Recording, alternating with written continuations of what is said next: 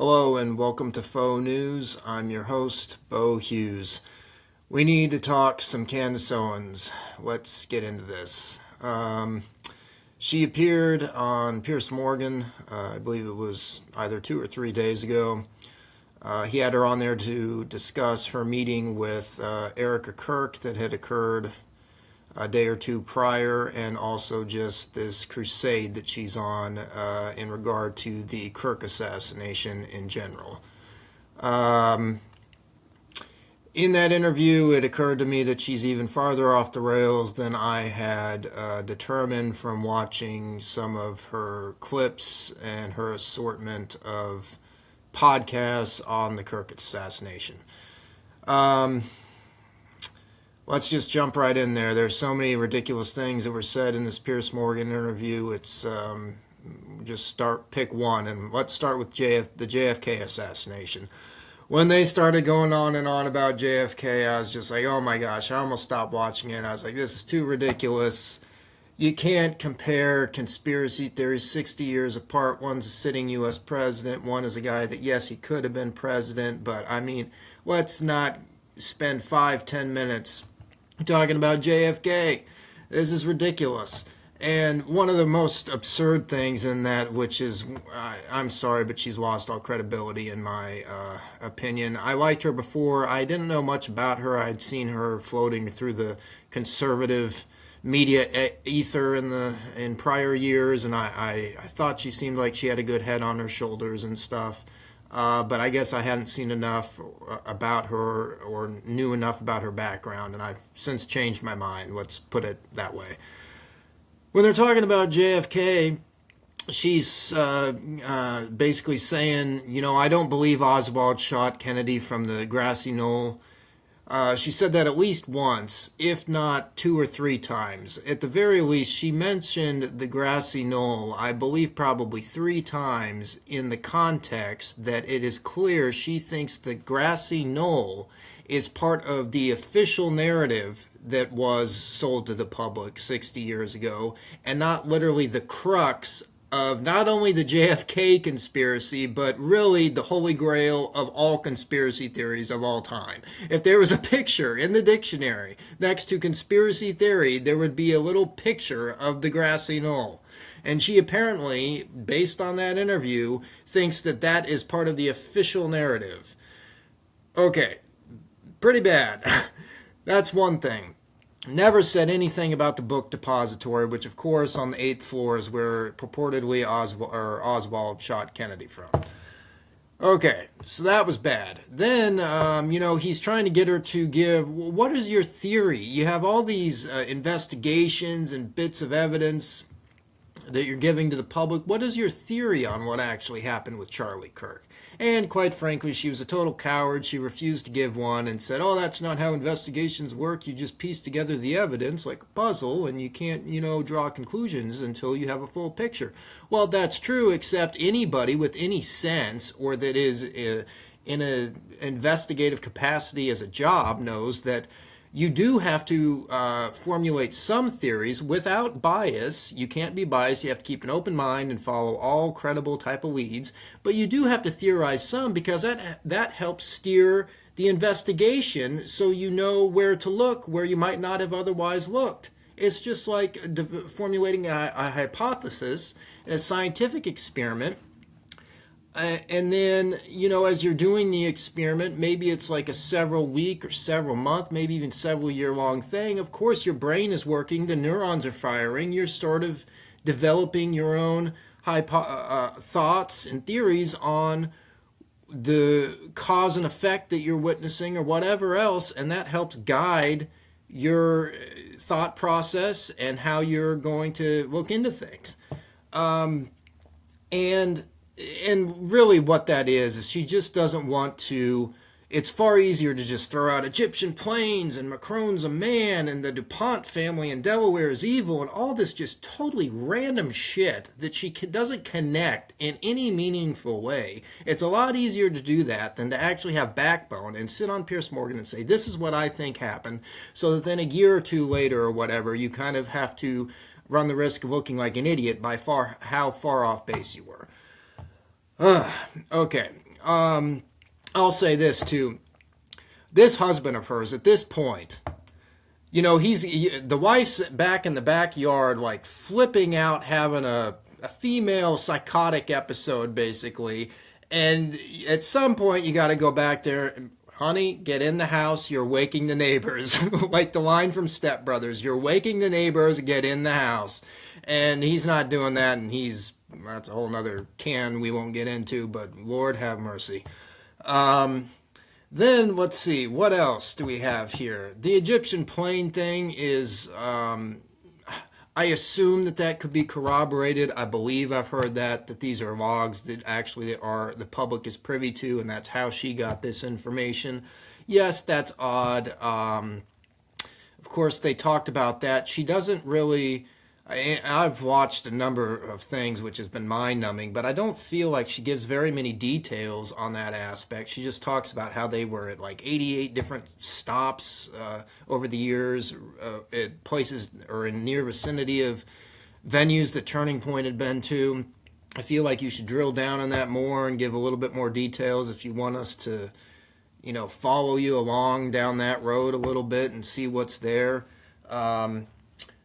I'm blanking on one thing. So the JFK thing, this whole grassy knoll thing, of course, is someone that is versed in conspiracy theories, let's say. That really irritated me because I'm like, you've got this conspiracy derangement syndrome. You're becoming the poster child of conspiracy theories, like an Alex Jones figure, and you don't even know the details on the Holy Grail, what the whole damn thing's about. Like I said, there would be a picture in the dictionary next to conspiracy theory of the grassy knoll. That's where it all comes from. That wasn't part of the official narrative. But I'm rehashing what I already said. I think what happened, let me give a theory. And I know a lot of people are down this same line of thought also. And this applies to Occam's razor, which means that the most simple explanation that has the highest probability of being the correct explanation for a phenomenon. And that is the following. Tyler Robinson did kill Charlie Kirk, but he was manipulated or steered in the direction of being this political extremist by bots or people online that were out in this weird furry culture or whatever, this gamer word. They were out there fishing, looking for someone to do their dirty work, to cultivate an extremist and kind of prod them along to get them to commit this act. I think that is the most plausible solution. Why do I think that? Because I feel it has been suppressed. Some of all this online chatter that they released or was floating around in the media in the immediate days after Kirk's killing, where there were clearly, it appeared very strongly, that there were people with foreknowledge of the event, that this was going to happen. It was all occurring in these weird online chat rooms or this gamerverse. I don't even really want to know about that world. It's so bizarre and so weird. I mean, you've got this furry culture and stuff. It's just this convoluted dark web stuff. I don't really want to know about it, but I know the gist of it. And there's, a lot of things that go on in that type of dark web. Maybe it's not even technically dark web, but this weird underbelly of the internet and all these gamer communities and stuff that it's well known there's all sorts of seedy activity that occurs in them. And people with maleficent intentions will go on there and try to manipulate people into committing acts. There was a guy on the Sean Ryan show, this ethical hacker he's had on there before, talking about this. There's some cult or something apparently that is doing this very thing, going on online, I think a lot of times in these gaming platforms, and manipulating particularly young people into committing just self-harm, even in just satanic acts, and then filming it a lot of times and uploading it to the internet. I mean, just gross, sick stuff. But unfortunately, that's pretty pervasive on the internet, and this idea of people acting remotely to try and manipulate someone into committing atrocities is not misplaced or something that doesn't happen.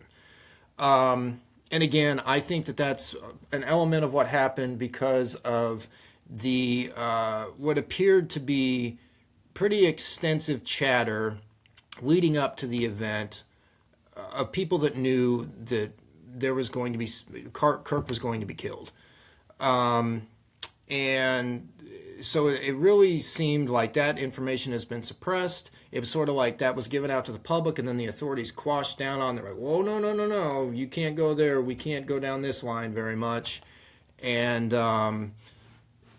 so it was suppressed. It's actually very similar to what Tucker Carlson did a few weeks ago. Maybe it's been a month now on what he came about Thomas Crooks, what he uncovered, and that he was very active online and made a lot of extremist and threatening comments over the years online, and that for whatever reason the authorities pretty much tried to hide all that away.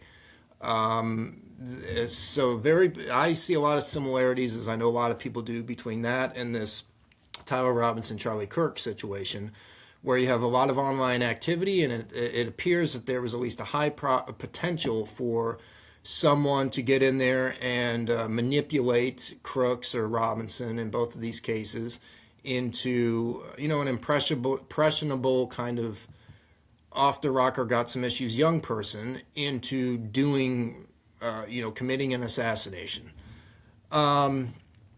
One other, there's another thing about Candace Owens that is so preposterous and ridiculous.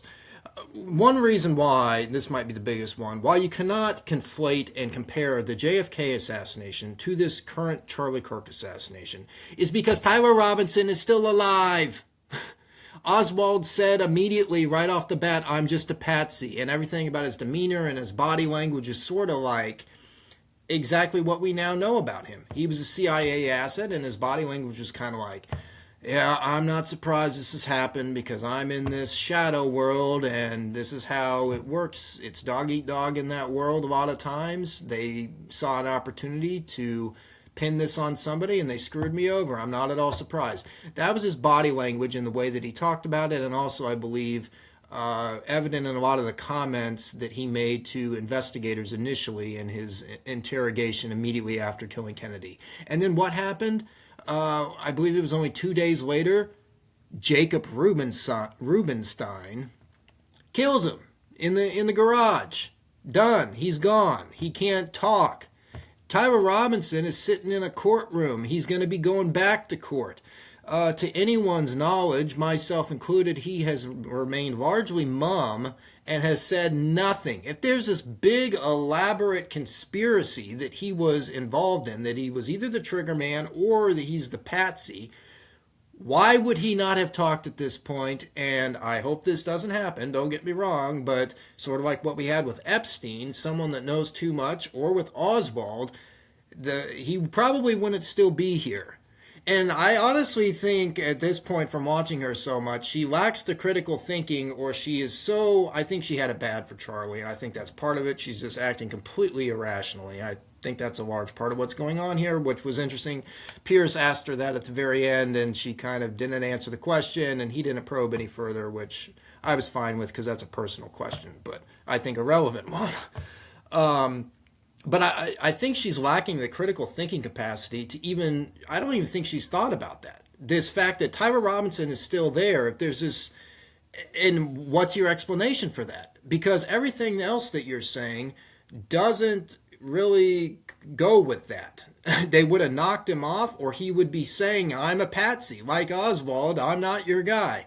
Everything about Robinson, to me, is his body language, his demeanor seems to be very similar, I would say, in a lot of ways to Luigi Mangione, where he seems to be this nihilistic, far-left, deranged person that's borderline maybe sociopathic or just a nihilist, and he doesn't care. He doesn't care that he took someone else's life, a father of two. He doesn't care. He thinks that it was justified because he saw him as a fascist, like supposedly was written on the shell casings, and he thinks he was fine with it. He even has a little bit, I would say, I sense like a smirking sort of a proudness about doing it.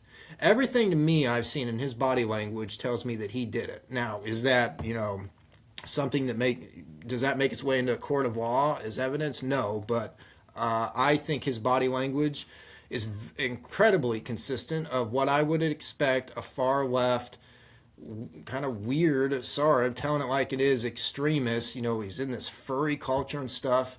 I would expect their body language to be something similar to that. And she doesn't address that. Again, I don't even think it has occurred to her, that element of how do you piece that into this whole thing. One thing and another thing that she says that's so ridiculous is she says, I think Tyler Robinson was involved that day. But then, basically, and again, it's sort of lacking a backbone, she draws you all these data points, which it's very clear, and Pierce pinned her down on this. You know what you're doing when you give this stuff out to the public. It's irrefutable that you're expecting people, there's an obvious inference there that you're expecting people to make. Like saying the French Foreign Legion was at UVU today. Did you come right out and say, I thought the French Foreign Legion is involved in Charlie Kirk's assassination? No, because maybe you think that might open you up to a lawsuit, or you simply lack the backbone to say it. Just come right out and say it. But obviously that's what you're saying. So on the one hand, we've got all these highly trained military operatives that had to be at UVU on that day to take, I think it was like a 142-yard shot, which anyone will tell you is like a kid with very little shooting training can make that shot. And so they were on campus that day. You have all these powerful, shadow, highly trained people and figures colluding to orchestrate this and then carry it out. Where does Tyler Robinson fit in that picture? Why the hell do they need Tyler Robinson's fault? Or help? Why is he involved at all? He's in an electrical apprenticeship down 4 hours in southwest Utah. What the hell does he have to do with the French Foreign Legion or highly trained Israeli operatives or whatever else? Why is he there? And she doesn't, of course, address that. That makes absolutely no sense at all. If you say you don't think he was the shooter, but he was there that day, what the hell does the French Foreign Legion need his help on the ground with? These are special op, highly trained people that you're supposedly saying were involved in this. They don't need his help. He's just some kid from southwest Utah that happened to drive up to UVU that day.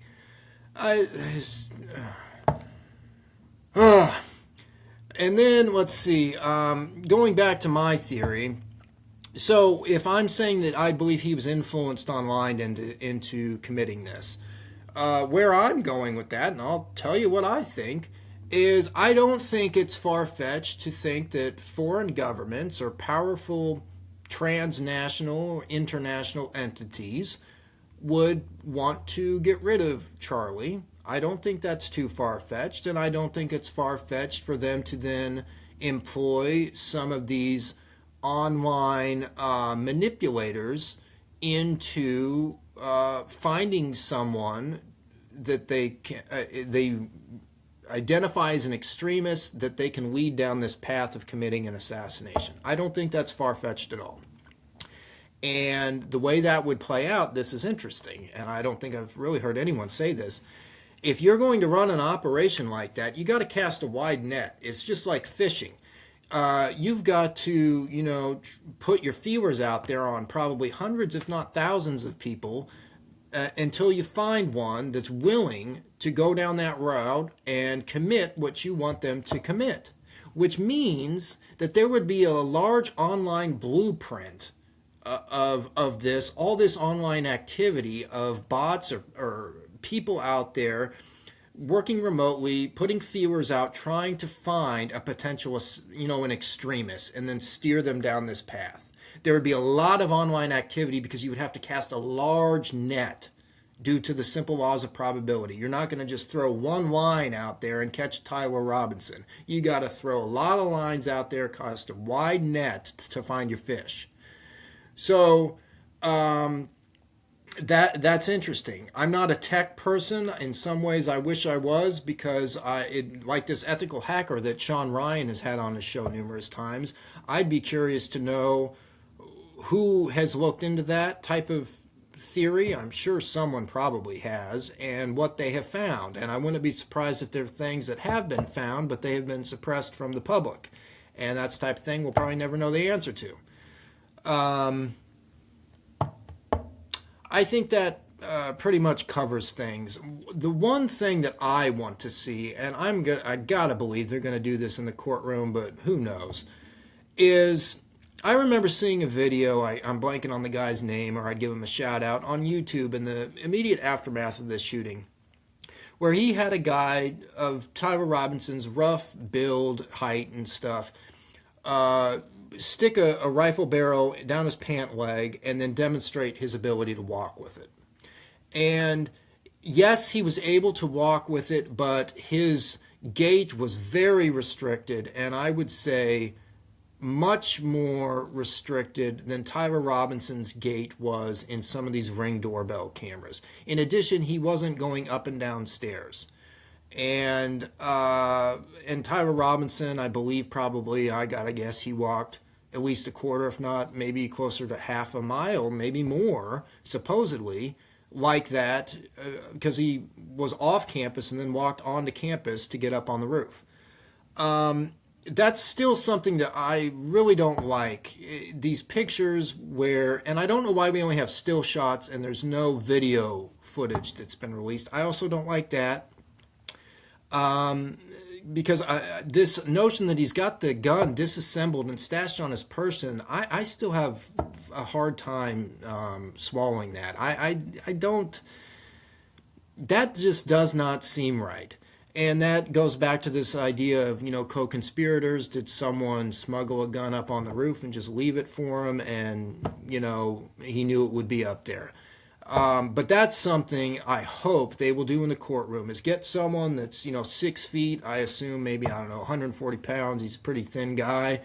Exact clothes on, exact gun that was supposedly used. Show us, how is it possible to disassemble this and hide it on your person so well to the point that in these still shots that we have, there's no real discernible protrusion of any disassembled firearm rifle on you. Show us. And I'm blanking. There was one other thing I realized when I was saying that. I remembered about the absurdity of what Candace Owens was saying. In the Piers Morgan interview, she's talking about how she just doesn't, this narrative that they're, giving to the public, that the feds are giving to the public about this shooting is so preposterous. Tyler Robinson, getting up on the roof like Spider-Man and yada, yada, yada. That's bad, Candace. Come on, you're better than that. You don't know at this point. You should have known this really a week or 2 weeks in, how accessible this rooftop was, that it was literally on the same level as a pedestrian walkway.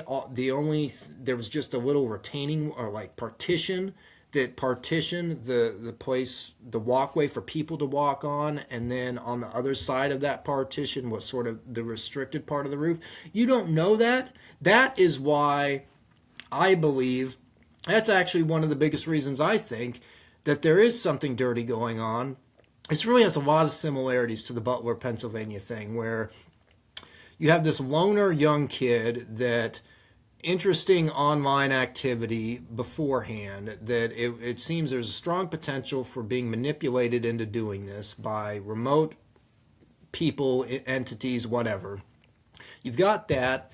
And then you've got this ridiculous security situation at both events that almost seemed like it was an intentional stand down. Butler, I 100% believe that was an intentional stand down. You will never be able to deter me from that. The Secret Service, and you've got all these exposed rooftops 140 yards away from a previous sitting U.S. president and a campaigning U.S. president. I've said this so many times. I could have taken probably a third grader, maybe earlier in today's day and age where all these kids are playing video games so much, to that scene, and they would have known that those rooftops needed to be 100 eyes on them at all times, completely accounted for. You can't explain that. You can't. Now, the UVU, obviously, it's not the Secret Service. It's not a sitting or, campaigning U.S. president, not to discredit Charlie Kirk, obviously a huge figure and maybe could have been president one day, but it's a different situation. That being said, this Brian Harpole, he goes on Sean Ryan and he talks about things, and he basically tries to get rid of responsibility for the security letdowns that day by showing the world this text message that he sent to UVU police where they tell him, "We've got you covered on the rooftops." Brian Harpole, if you actually should be in charge of a high-level security detail, that is still on you. When you show up on campus that day, it is your job to make sure that the campus police have their shit together. That is on you. You follow up. You don't just assume that that's their fault if they're not covered. But Charlie Kirk and everybody else's life at this event is on you, just as much, if not more so. It's your event. You are the one to make sure that everything is squared away. It's just, I can't, to be actually go on an international podcast and say that with a straight face. Wow. Wow. And not to disparage police in general, certainly, or even campus police, but let's be honest, as we saw with this Brown shooting that happened just a few days ago, campus police aren't exactly, the top of the line, and I'm, there's surely a large variance on that. Obviously, there's going to be some good campus police and some stellar campus police departments around the country, but, as a general rule, they're not as squared away as maybe some other municipal police departments. And so, yeah, that makes that even worse. It is on you to make sure that everything is taken care of. And if it's not quite, the event never should have happened. I still can't believe what an exposed and horrible venue that was. There were so many rooftops. There were rooftops on damn near all sides. And he's down there in this amphitheater, even down in like a pit. I mean, just... The venue never should have been chosen because, unfortunately, we see this time and time again where people are too lax in security, and so you just shouldn't even choose a venue like that.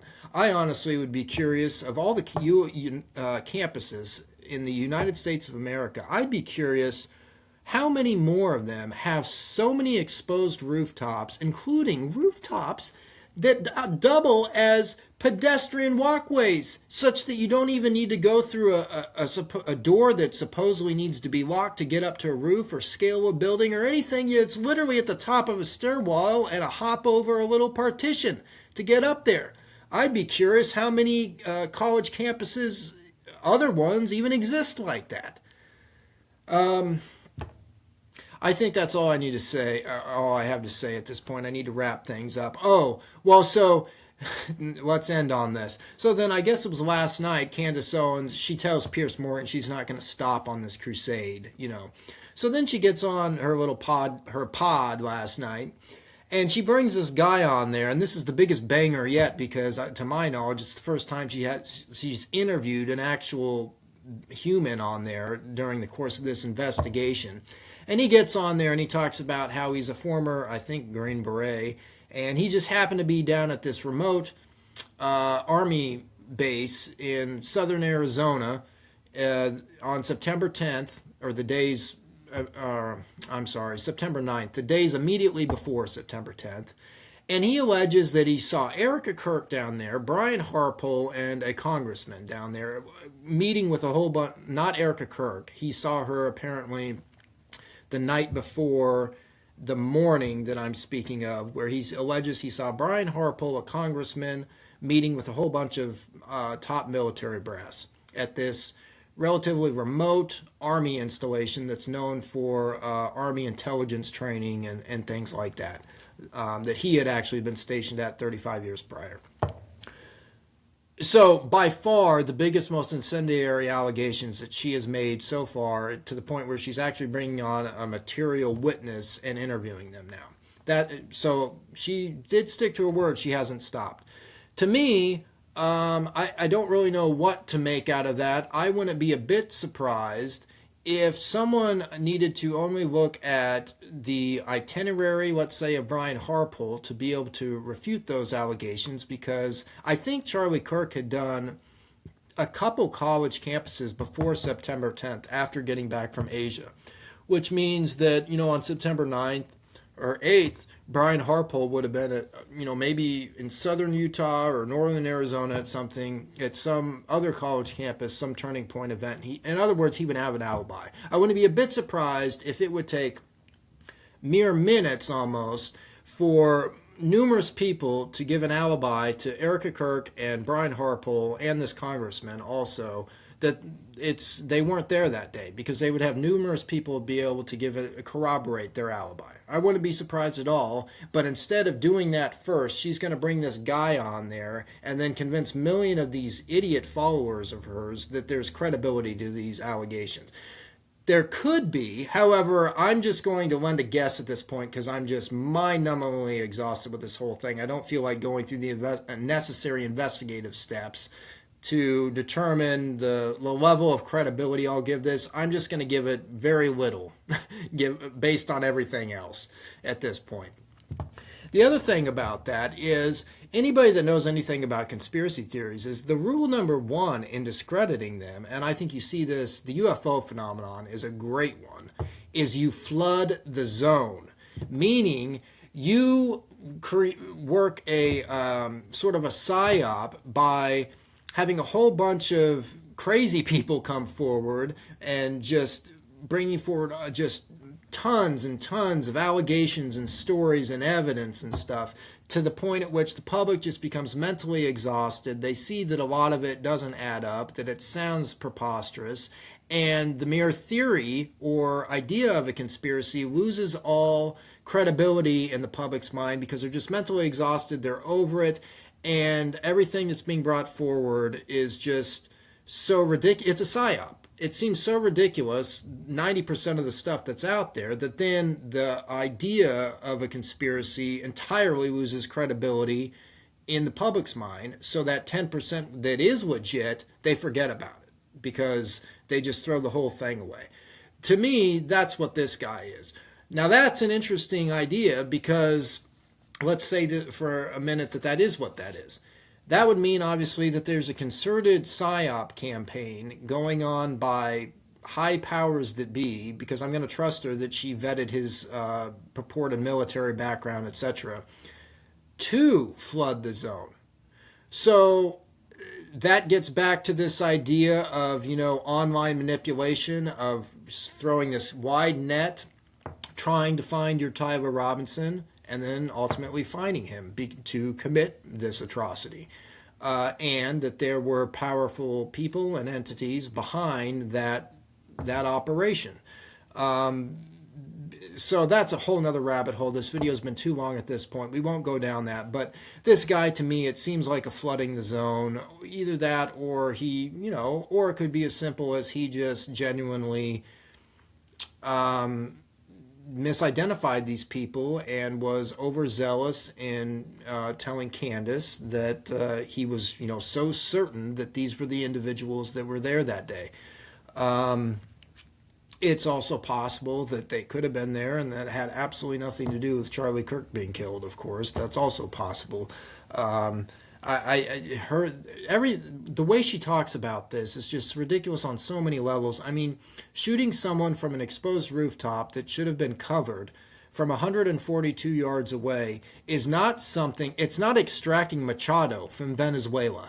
It doesn't require a meeting of top military brass and then Erica Kirk, who's a public figure, also making herself incredibly vulnerable by also appearing at this location just a day or two prior. I mean, that's just stupid. That just doesn't make sense. That doesn't hold water. So anyway, that's all I have to say on this at this point. And it makes me wonder if Candace Owens is involved in this flooding the zone process, because the things she's putting out there, just most of it is just so obviously ridiculous. It seems like she's either trolling us or she is part of an orchestrated psyop campaign. So signing off here. I don't know if I'll do another video on this or not. I'm sure if another Piers Morgan interview comes up or some other irresistible tidbit comes up, I'll probably have to do a follow-up. But that's it for now. Thank you for watching, and as always, it's not fake news. It's faux news.